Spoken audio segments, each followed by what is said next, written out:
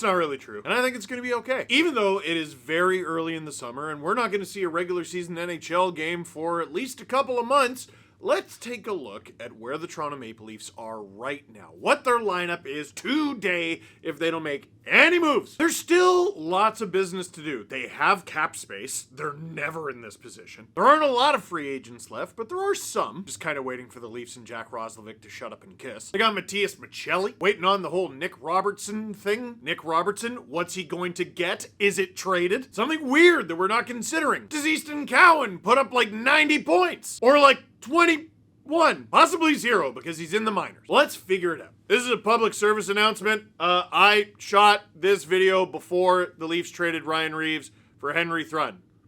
So just, it doesn't change very much. The Leafs have a little bit more cap space now, and instead of having Ryan Reeves, they now have Henry Thrun. Enjoy my video about the Toronto Maple Leafs, a team that now have defenseman Henry Thrun. I want to start by not showing you the Leafs lineup. What I want to show you is the St. Louis Blues lineup. Steve, what does the St. Louis Blues lineup have to do with anything? No. I'm not showing you today's St. Louis Blues lineup. I want to show you the Blues lineup from the night they won the Stanley Cup. June of 2019. Craig Berube, then head coach of the St. Louis Blues, he walks into that dressing room. It's on camera. We all saw it and heard it. And he tells the boys boldly, proudly, and assertively, we're coming out of here with the cup tonight. He did that for a team that wears blue in a Game 7 in TD Garden. Here it is right here. Starting from the bottom and working up. You have Jordan Binnington in net. You have solid goaltending. I think the Leafs have solid goaltending. The Blues, they got solid goaltending. Now here's the Blues D-core, and gosh, this is something else.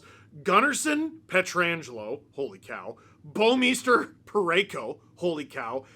Joel Edmondson, reminder, a much younger Joel Edmondson, and a very young Vince Dunn. Man, that's pretty good. What surprised me so much is their forward group. Top line, Jaden Schwartz, Braden Shen, Vladimir Tarasenko. Most of you remember the story of the 2019 St. Louis Blues, but I'll tell you again. They were in last place at the beginning of 2019. Literally last place in the entire league. They proceeded to basically not lose a game for a while. Almost literally. They got great goaltending, but at the end of the day, hockey is goal scoring contests, and someone had to do it. They win enough games that they go from last place to the playoffs. They win 3 series, some by the skin of their teeth, but they get there, and they're in the Stanley Cup final in Game 7 in Boston. Ryan O'Reilly, who was their second line center in this lineup, was their leading scorer with 77 points. Vladimir Tarasenko, their first line right winger, led the way with 33 goals, and he was second on the team in points with 68. Braden Shen was the only other player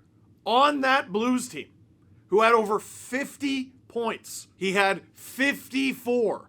How many of those goals? Less than 20. It was 17. Those St. Louis Blues made it to win the Stanley Cup with, how many guys do you think scored 20 goals that season? They had 82 games. They won the Cup.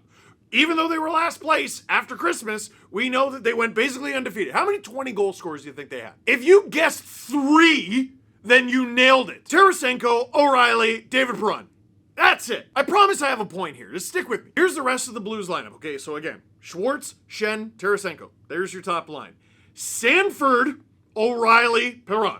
That's your second line.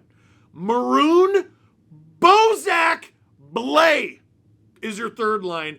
Fourth line, Ivan Barbashev. Yeah, he was young back then. Couple good young guys on this team. Barbashev, Sundqvist, Steen. Now I look at this lineup and I go, well, the Blues are welcome for 2 key players in their cup win.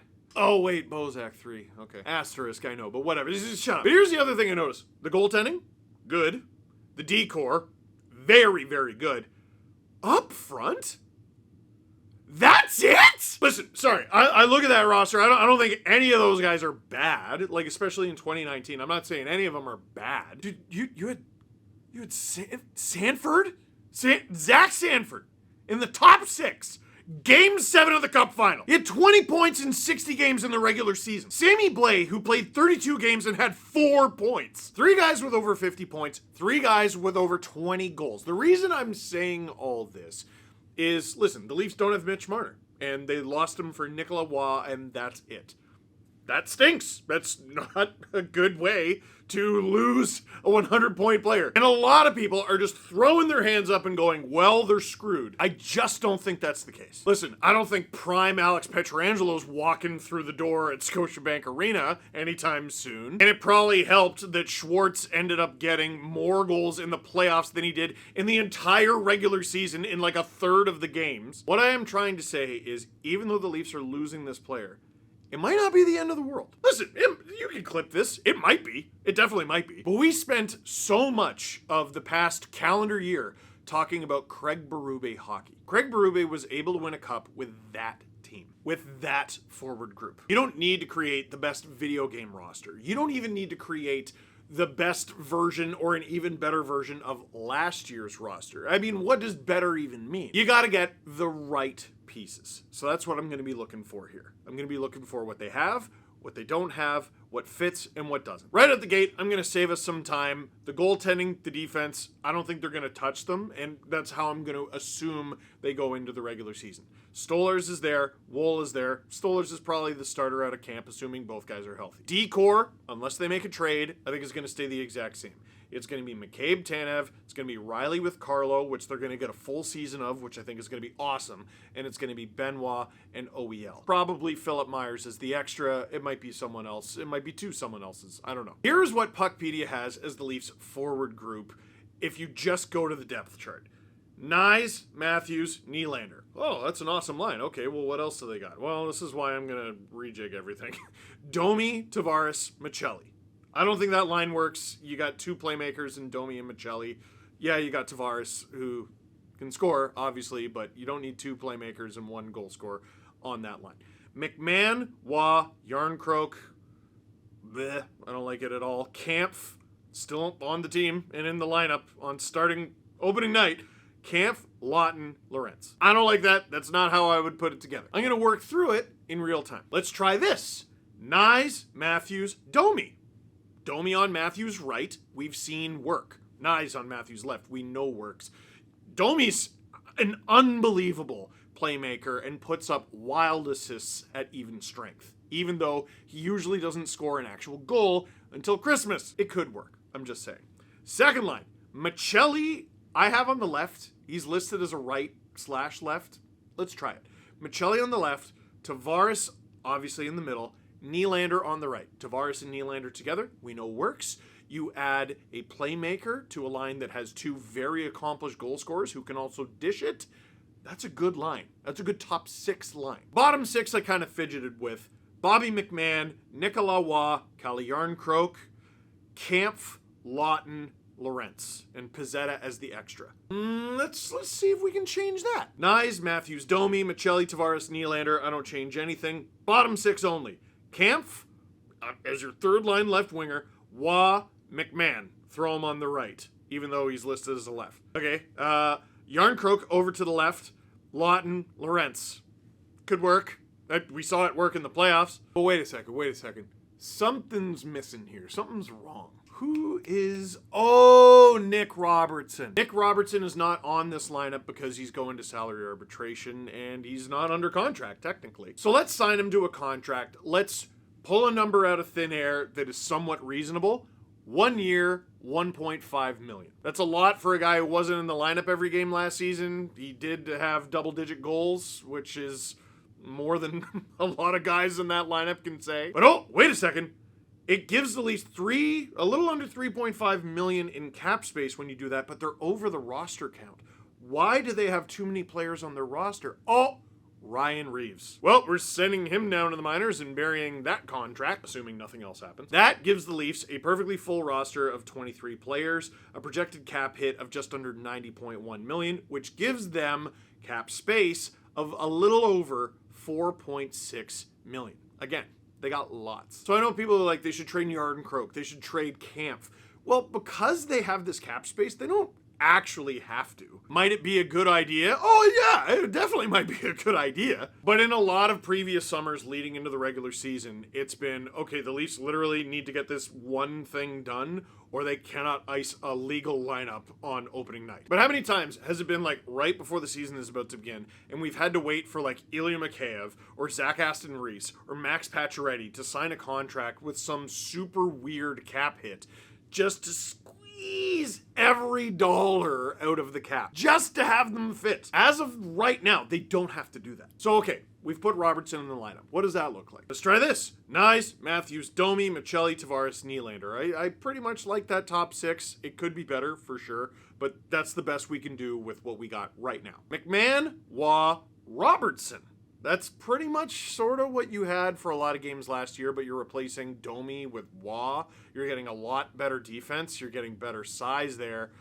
Really taking a hit offensively. And the fourth line is this hard forechecking fourth line that I really liked in the Sens series, but sort of lost its effectiveness against Florida. Yarncroke, Lawton, Lawrence. Oh, and your healthy scratches are Michael Pezzetta and David Kampf. You could also switch Lawton and Waugh. I don't think it needs to be a third and fourth line thing. I think both those lines have different purposes. One has way better scoring capability, and another is just a bunch of forechecking defensive jerks. Let's go back to Waugh in the third line, okay? What I see when I look at this lineup, and I try to compare it to the 2019 Blues, a team that Craig Berube took to win the Stanley Cup. Again, I know Pietrangelo, Parayko, they're not coming through the door. Really like the Leafs blue line. I think it's as good as it's been in this iteration of the Leafs. It still doesn't quite stack up to the Blues. You know what these Leafs have that those Blues didn't? Austin Matthews and William Nylander. But without getting too caught up in the names, what I see here is this Leafs team is still not as big as it needs to be to play the style that their coach succeeds with. A lot of people are hating on Calle Yarncroke. Listen, his playoff numbers are abysmal. During the regular season, he's fine. He's perfectly fine. But I just look at him on this team and I'm like, I don't really know what you're doing here. I don't know if you fit. Hardworking guy, can take faceoffs, can score goals. Again, this is all the regular season. Can play on your second power play unit, can kill penalties. I trust him more as a penalty killer than a power play guy. It's fine. Still seems like a bit of a misfit. Robertson, again, when the going gets tough, and it's the playoffs, I have a hard time picturing it. There's another guy who I think could get you through the regular season perfectly fine. Oh man, really? I'm just not sure when push comes to shove. Then there's Domi and Michelli. Domi elevated his game in the playoffs, but he did not have a great regular season, and I do not love him at center. And I think with Lawton and Waugh on the team, if Domi's a full-time center next year, I'm going to lose my mind. As for Michelli, he had two great seasons 2 and 3 years ago, but last year wasn't very good for him, and it's going to take a little bit of time to build up some of that trust. Last year was the outlier. He can definitely succeed with Tavares and Nylander. If you go back to Berube's Blues, not all of them are huge guys. A couple of them are small. A couple of them are bang average. There's a lot of beef there, though. If you were to add Jack Roslovic to this lineup, again, there's another guy who, like, size-wise, by the NHL standard, is kind of bang average. I think Brad Treliving and the Toronto Maple Leafs are going to fidget over the next little bit. They have space, they have talent, but do they have what they need? And I think this is going to require them to make hockey trades. In terms of picks, dude, you got nothing. You don't have a first or second this year. And in terms of prospects, I mean, geez, really, you've got Cowan and Danford? And Cowan might be a useful player in the regular season next year. Maybe he should be in this lineup.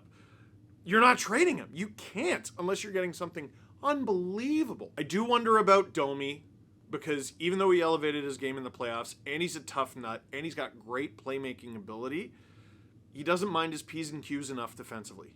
I thought got better at it in the playoffs, but he really hurt the team at times with his penalties. Bobby McMahon, I loved watching last regular season. He didn't have a good playoff. He struggled to find his role, and when he eventually found it, I thought he was one of the only guys who got better as the playoffs went. And at a cap hit of $1.35 million, and he scored 30 goals. No, sorry. And at a cap hit of $1.35 million, and he scored 20 goals last season, I kind of wonder if you could use him in a trade. I wonder about his spot on the team. I say all that to say this. It's mid-July if you're generous. Let's call it early to mid-July. The team they have today is not the team they're going to take into camp. The team they take into camp is not necessarily going to be the one that they take into game 1 of the regular season. The team they take into game 1 of the regular season is not necessarily the one they're going to take into American Thanksgiving. The team they take into American Thanksgiving is not necessarily the team they're going to take into Christmas. And that's not the team they're going to take into the Olympic break. And that's not the team they're going to take into the trade deadline. And who knows what happens, that might not even be the team that they take into the playoffs. Is Matthews going to score 69 again? Probably not. Is he going to score 33 again? Probably not. By the way, despite all the games he missed, Matthews still scored at a 40 goal rate, which is stupid for a catastrophic season for a lot of reasons. This team definitely can improve. This team can reorganize itself a little bit. I think this team does need to find a way to get a little bit more offense, but also get a little bit bigger. But they have to get deeper. Remember I talked about how the Blues' leading goal scorer the year they won the Cup had 33 goals? You can be pretty confident that 3 Leafs are probably going to top that this year in Nylander, Matthews, and Tavares. Nyes has a pretty good shot too. But consider this. Only 7 Leafs had 10 goals or more last season.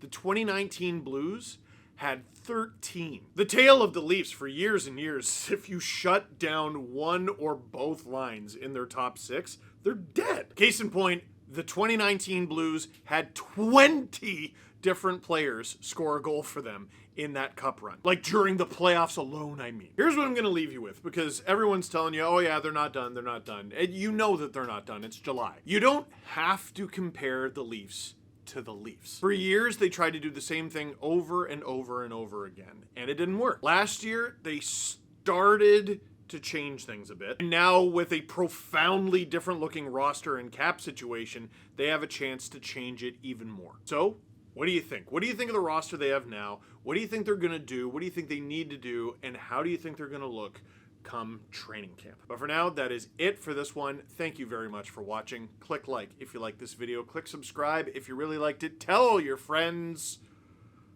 Beef. I don't know. Depth and beef. Beef depth. Nope.